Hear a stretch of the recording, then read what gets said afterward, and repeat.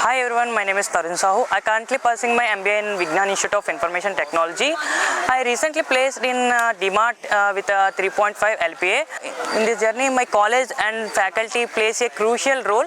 Our college providing a great learning experience and also a good and supportive faculty.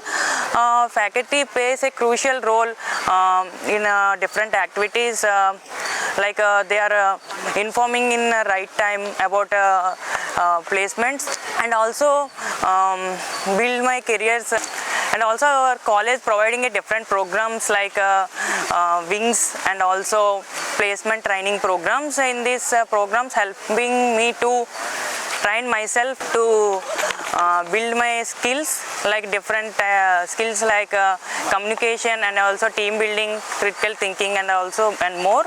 And also it helpful to face the different interview levels in my college. I am so thankful to my college giving this opportunity to reach my goal, and also to my faculty. Thank you.